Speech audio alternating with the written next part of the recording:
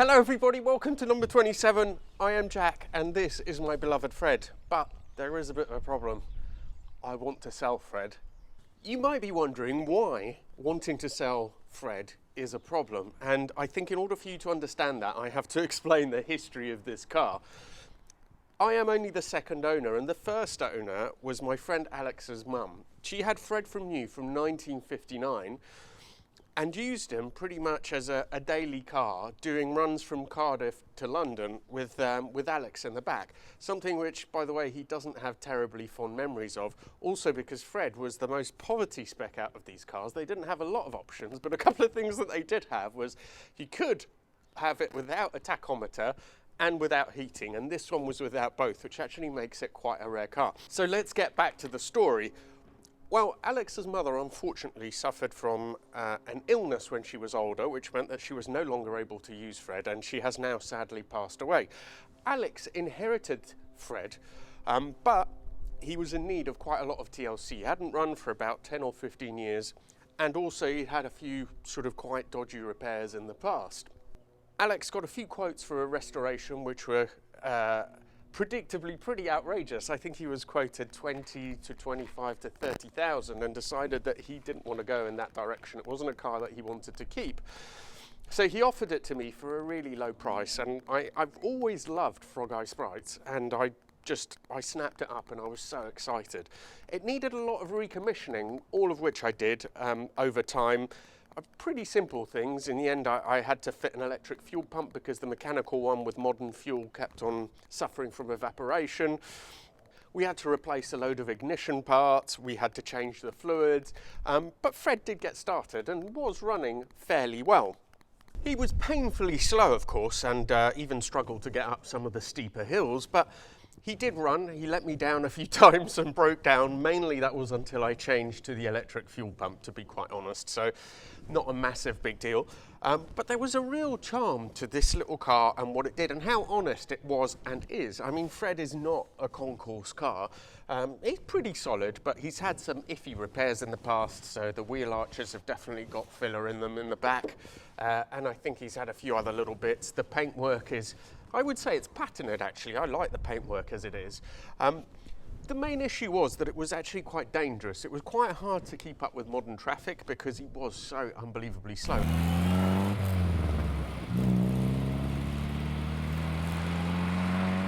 I think as standard they have 45 horsepower, but this car had done 95,000 miles, which I'm sure were completely genuine because, as I say, I have a complete trace back to Alex and his mum. And by the way, I even have a picture of his mum in the door pocket as well, just for anyone who ever owns this car apart from me so they can trace back the lineage. But he was a brilliant little car. I absolutely loved, shooting around in it, but it was a bit tricky sometimes, and it was a bit fraught with a little bit of tension every now and again when you just couldn't keep up with modern traffic. Plus it had drum brakes, which were quite frankly just scary beyond belief. But I decided, okay, well, I really love this car. It's going to be a keeper. I'm not going to get rid of it. There's so much history. There's such a story with it that I was going to develop Fred. And hi there. I was going to develop Fred and make him a bit more drivable with everyday traffic. And the original idea was to get a 1275 Cooper spec A series, and something just on eBay which was taken out of a car, pretty cheap, definitely be better than the 848 that it had in it, and it would make it more drivable and so on. As often happens with cars, there was a lot of mission creep and things developed way further than they ever should have. So I did find a 1275, but I started thinking, what's the point of me buying a completely worn out heap of an engine when mine was already worn out and it was leaking a lot of oil, and I'm just going to get it and it's going to need a rebuild and I'm going to be back to square one. So I found at Mamba Motorsport that he had a 1275, but that he'd opened it up, checked it, and it looked like it had been rebuilt very recently. It was on for, I think he wanted £1,500 for that engine, and I thought, okay, look, this is going to be better than buying one for £800 on eBay, because I know it's a known quantity, I know it will be fine, and that's brilliant. So I initially decided to go for that 1275. Before John at Mamba did any work to this, I was sort of seeing, I knew that he had another engine on his books. He had a bored out 1380 A series with lots of trick bits, which was really a really fast road engine, not a race engine, but certainly, but a road engine. And which I think if you were to get someone to build it for you would cost about £5,000 at least, if not more. And it was available for quite a bit less than that because it was an order that had been cancelled, and John had to rebuild one of his race engines and the cash would have been handy. So I thought, look, I'm going to regret staying with a 1275 when I know that this bigger bored out engine is available and isn't that, well, it was quite a bit more money, but it was a lot cheaper than getting an engine built myself. So I thought, okay, definitely I think I should go for the 1380. I talked myself into it and ordered the 1380. And that's when things just started rolling on, because of course from then John said I shouldn't really use some SUs with an engine like that. I should use a proper Weber to get all the power out of it. So then you're on to the Weber DCOE, which I have there, which I ended up buying new after getting two of them, which were from eBay, which had issues, and secondhand decided, okay. So I bought a new one of those. Then there was a whole new manifold, of course, an exhaust system, which is from Maniflow, electronic ignition from AccuSpark.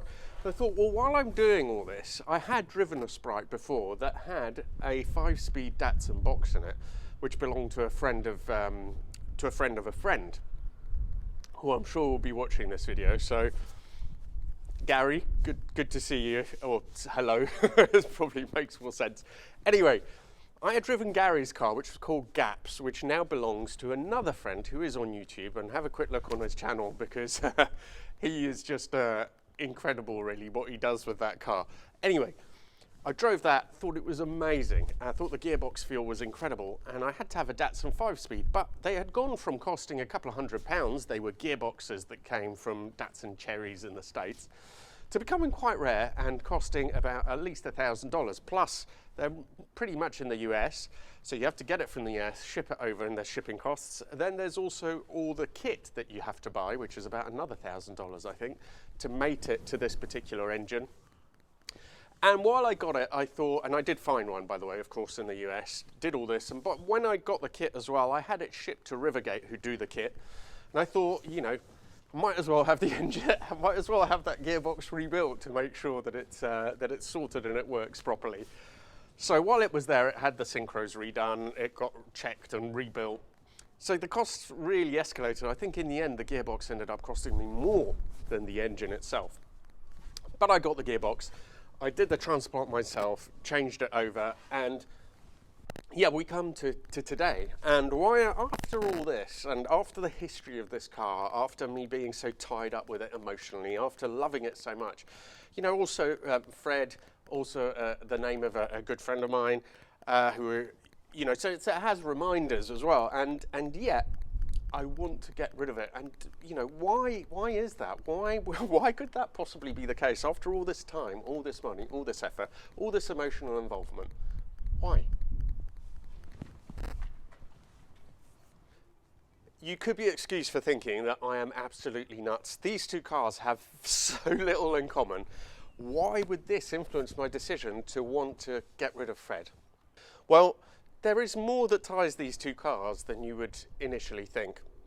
So this is the Frankenlease. It is a Lotus Elise S1. Again, a lot of my viewers will be familiar with the story, but essentially I've always wanted an S1 Lotus. And the reason why is, well, as I was growing up, and well, not as I was growing up, as I was at university, when they first came out, I just couldn't believe what an absolutely perfect car it was. It just looked absolutely amazing. The whole ethos behind it, the lightweight, the strength of the chassis, the way everything about it was just so spot on. But it would be many years later that I first got to drive one even, and I wasn't disappointed.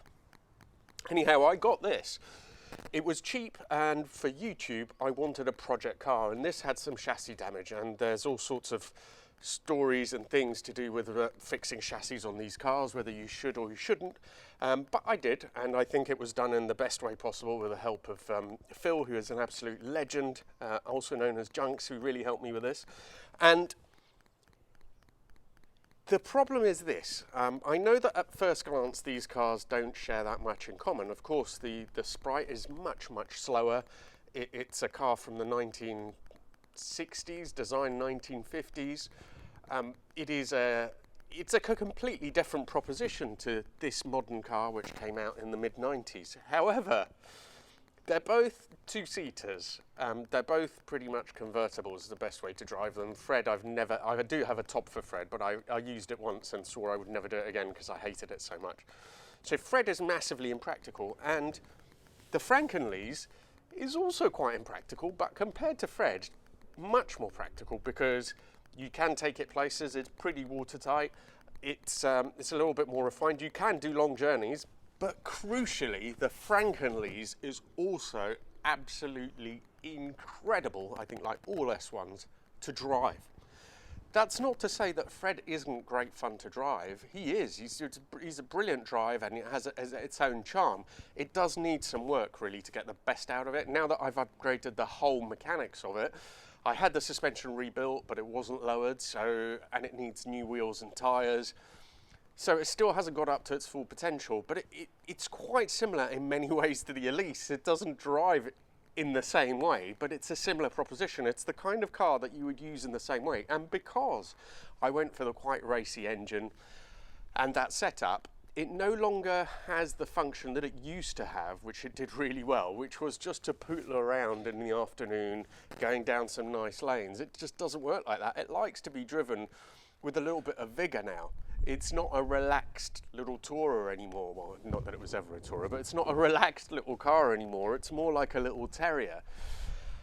And the problem is that this just delivers so much in terms of driving pleasure.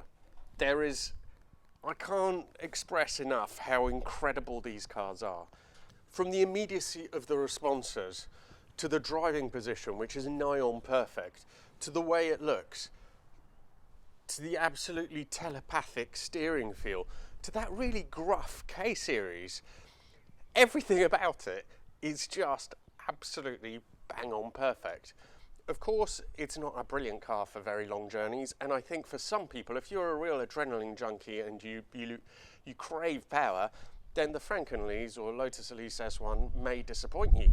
In terms of the quality as well, the interior, as I mentioned, isn't great, especially the switchgear, the little paddles, the indicator stalks, things like that. That is pretty horrible, but the rest of the car, the purity of purpose, the way it goes down a road, as I drove here, and you don't have to drive it that fast to enjoy it either. It is just absolutely the perfect car. So you can see how suddenly I have a car which needs to be garaged, and I'm thinking, well, I just can't really justify keeping it.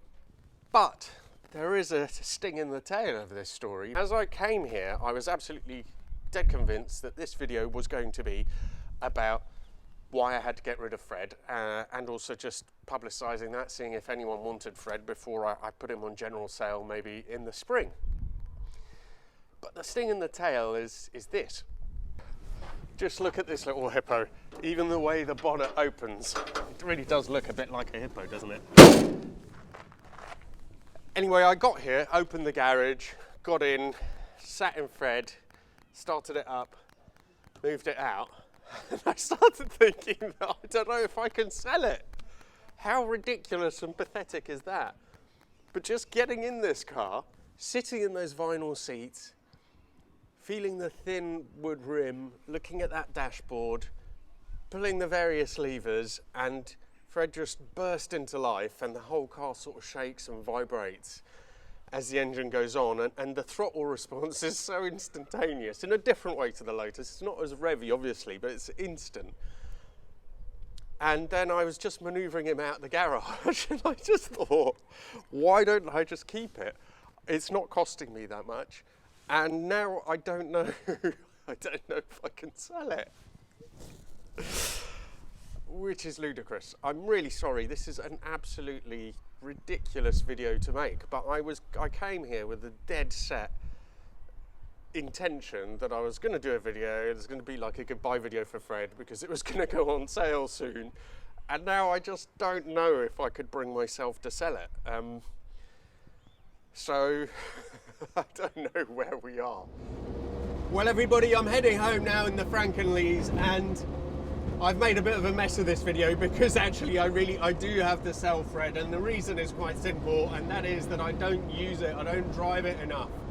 And when I first got there and opened the garage door, got inside, started it up, felt the controls, the steering wheel, everything, and thought, no, you know, my judgment was just clouded because I'm so fond of that car.